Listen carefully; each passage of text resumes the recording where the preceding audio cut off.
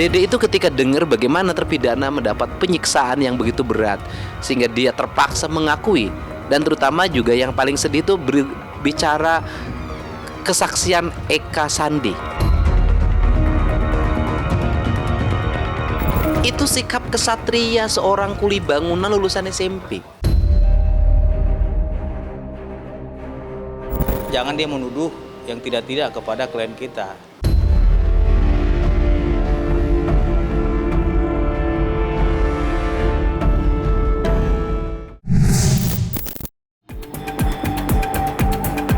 Upaya pengusutan kasus tewasnya Vina dan Eki yang saat ini ditangani Polda Jawa Barat seperti tersendat. Alih-alih menemui titik terang siapa dalang di balik tewasnya dua anak remaja itu, justru yang terjadi sebaliknya, makin lebar dan menyeret sejumlah kalangan. Tidak terkecuali mantan Bupati Purwakarta, Deddy Mulyadi, yang belum lama ini ikut dilaporkan usai mengunggah kesaksian Dede di channel YouTube pribadinya. Menanggapi pelaporan tersebut, Deddy Mulyadi menyindir Ibtu Rudiana yang dianggap tidak mempunyai sikap seorang satria. Jauh berbeda dengan sikap Dede yang notabene hanya seorang kuli bangunan dan lulusan sekolah SMP, namun berani berkata jujur dan mengakui kesalahannya telah memberikan keterangan palsu. Lantas, apa yang membuat Deddy Mulyadi terharu dengan pengakuan Dede? Dede itu ketika dengar bagaimana terpidana mendapat penyiksaan yang begitu berat, sehingga dia terpaksa mengakui. Dan terutama juga yang paling sedih itu berbicara kesaksian Eka Sandi yang menyelamatkan adiknya dari penyiksaan, kemudian dia mengakui sebagai pelaku. Dan akhirnya adiknya yang di bawah umur, namanya Aldi, bisa bebas. Nah, kelihatan Dede sangat tersentuh dengan itu dan dia menangis. Itu tangisan pertama Dede. Tangisan pertama yang saya lihat dari Dede. Kalau saya sudah tidak aneh dengan pernyataan Dede bahwa kesaksian saya palsu, karena saya sudah sejak awal meyakini bahwa ini kesaksian ini saya duga palsu. Karena harus pakai kalimat saya duga. Karena saya sudah ngomong 100% saya yakin bahwa terpidana tidak bersalah. Kan saya jelas bahwa itu saya sudah punya konstruksi emosi yang didasarkan pada rohani yang saya miliki, bahwa kesaksian ini saya ragukan kebenaran. Jangan dia menuduh yang tidak-tidak kepada klien kita. Itu sikap kesatria seorang kuli bangunan lulusan SMP. Seorang kuli bangunan lulusan SMP mengambil sikap kesatria terhadap perbuatannya yang berakibat hilangnya kemerdekaan orang lain, yang berakibat hancurnya kehidupan orang lain karena ada yang mau nikah sampai batal pernikahannya, yang berakibat luluh lantahnya ekonomi orang lain, yang berakibat penderitaan yang tidak pernah berakhir yang dialami oleh keluarga terpidana. Maka dia mengatakan, saya bertanggung jawab terhadap seluruh kesaksian bohong saya, dan saya bersedia untuk menggantikan yang ketujuh terpidana masih di dalam untuk keluar, dan saya di dalam. Sebuah sikap kesatria bagi orang yang tidak pernah bersumpah sebagai abdi negara. Artinya, kalau Dede lulusan SMP yang kuli bangunan saja mau bersikap kesatria, masa seseorang yang dianggap sebagai aparat negara tidak mau bersikap sebagai seorang kesatria? Bukankah aparat negara itu kesatria? Bohongnya di mana? Gitu loh. Jangan kita menuduh seseorang itu berbohong, padahal kita sendiri saja tidak mengetahui bagaimana yang ia lihat, ia ketahui sendiri. Seperti itu.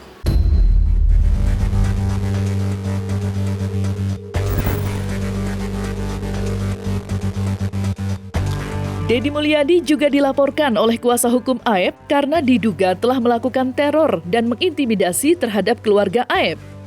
Ya, tidak main-main, Deddy Mulyadi dituding telah melakukan penyanderaan terhadap ayah Aep.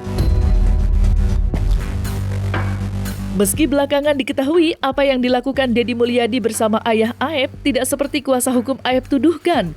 Meski Deddy Mulyadi sudah memberikan klarifikasi, sepertinya Aep dan kuasa hukumnya enggan mencabut laporan yang menurutnya sudah berjalan. Laporan itu membuat kasus tewasnya Vina semakin meluas dan panas. saling melaporkan menjadi tontonan publik yang menunggu kebenaran menemukan jalannya. Lantas seperti apa Deddy Mulyadi menanggapi laporan tersebut? Dia dikejar-kejar untuk ditangkap, disandera, ditekan supaya mengikuti keterangan Dede, padahal keterangan itu tidak benar. Kalau saya gini ya, kan sudah jelas nih. Bareskrim sudah membuat gelar perkara tentang peningkatan dari pelaporan ke penyelidikan. Dugaan kesaksian palsu Aep dan Dede. Kan ini sudah jalan.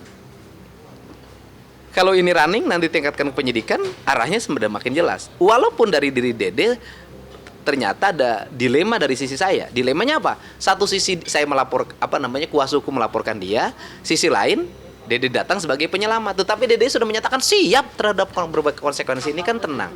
Kan gak ada problem. Tetapi kan dari sisi personal Dede sudah ada pendampingnya, sudah ada lawyernya. Dan mudah-mudahan nanti Dede karena kejujurannya menjadi justice kolaborator dan terbebas. Apalagi kesaksiannya bukan diambil di atas sumpah. Jadi kalau kesaksian Dede dianggap benar pada tidak diambil di atas sumpah, siapa yang salah?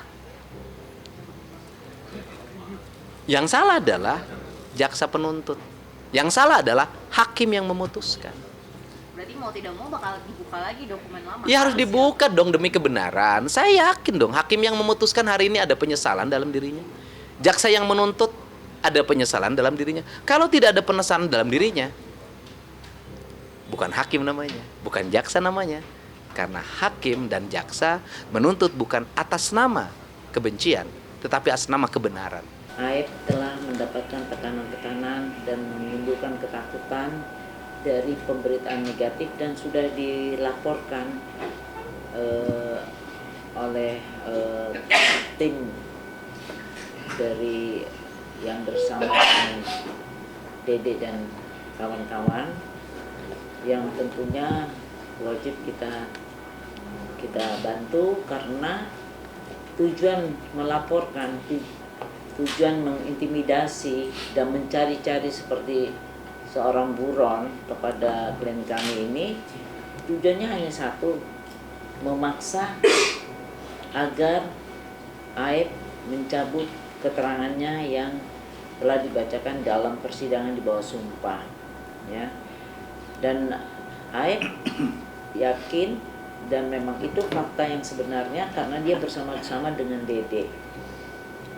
Dan karena itulah kita wajib mempertahankan kebenaran dan keadilan tersebut. Segala usaha-usaha dari pihak tersebut selain mendatangi orang tuanya, bapaknya Aep dengan tujuan menekan, mengintimidasi, menakut-nakuti untuk memberitahu kemana keberadaan Aep ini, dan kemudian karena bapaknya menolak, mereka terus mencari Aep menghilang, Aep menghilangkan. Tentu kalian sudah tahu semua.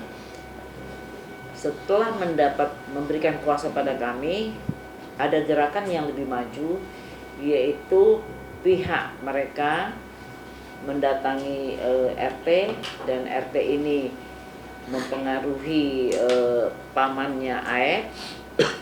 Dan pada kemarin maghrib bersama pamannya Aep membawa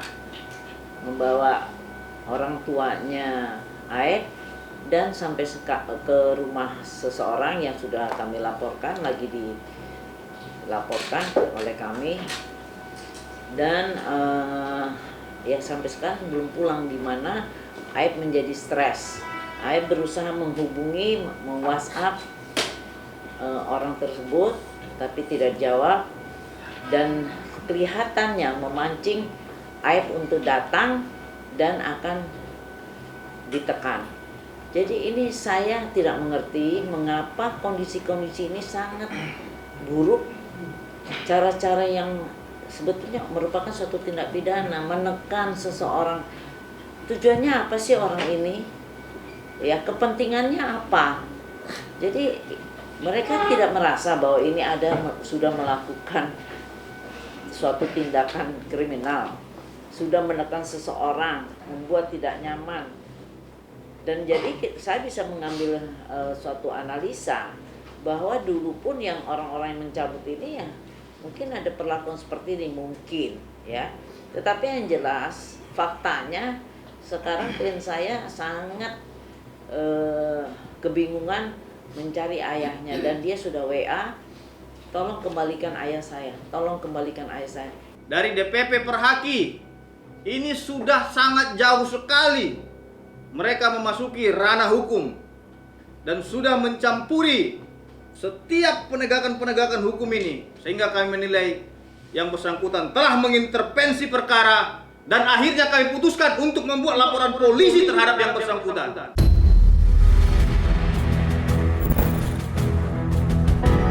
Peran Deddy Mulyadi dalam kasus Vina Cirebon begitu besar.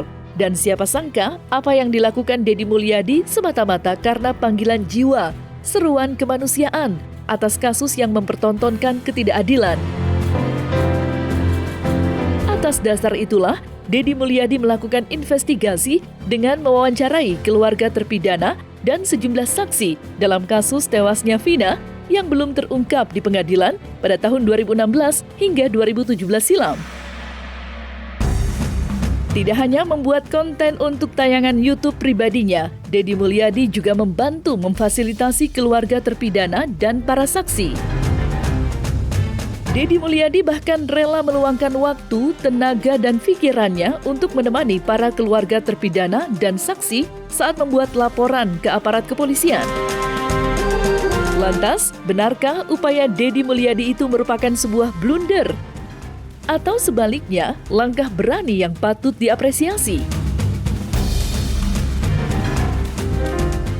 Kalau kita berbuat baik, mendapat balasan kebaikan, itu namanya amal. Tapi kalau berbuat baik, tidak mesti berharap kebaikan, itu namanya derma. Biarkan saya untuk belajar mendermakan diri, bukan mengamalkan diri. Saya itu ingin memisahkan aspek politik dan aspek kemanusiaan. Perkara Vina di Cirebon dan terpidana sebanyak 7 orang yang masih mendekam di penjara dan 1 tersangka adalah persoalan kemanusiaan, bukan persoalan politik. Dan saya tidak mau menyangkutkan itu dengan politik. Ini adalah real sikap saya sebagai manusia. Niat saya baik, saya ingin membersihkan siapapun yang bersih. Gitu loh. Kalau terpidana ini bersih, saya ingin membersihkannya. Kalau penyidik ini bersih, saya juga ingin membersihkannya. Jadi siapapun yang bersih harus kelihatan bersih. Siapapun yang kotor harus kelihatan kotornya. Karena itulah kehidupan. Dan kalau menurut saya sih, hari ini ya, rakyat Indonesia itu pemaaf loh. Dari mereka terpidana itu saya ngomong semua, mereka nggak akan nuntut apapun pada negara.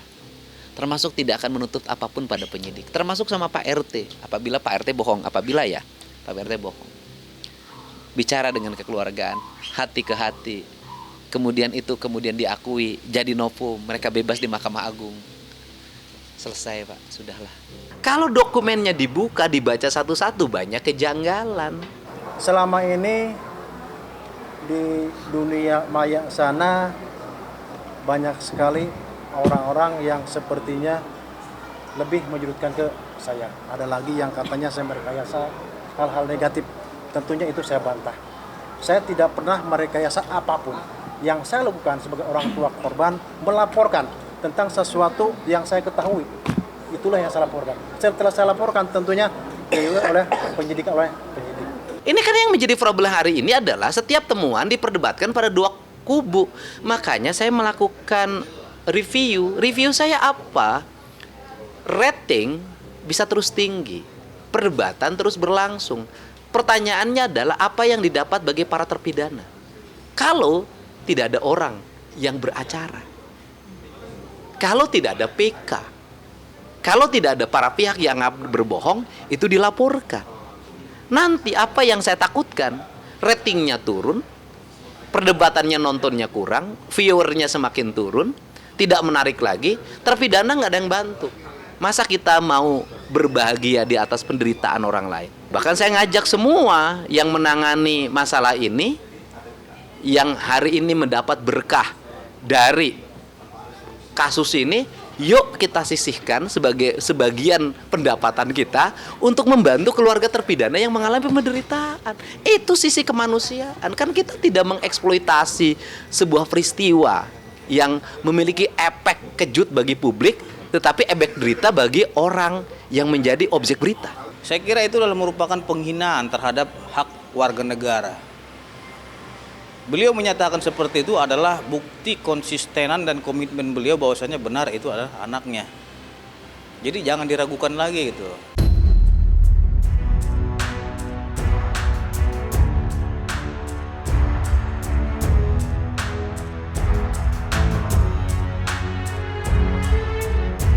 Nah, selesai sudah Cumi Lovers, saksikan terus Cumi Camp In-Depth, kabar lengkap, mendalam, dan akurat dari narasumber terpercaya. Dan jangan lupa untuk like, subscribe, dan juga share channel YouTube Cumi Cumi.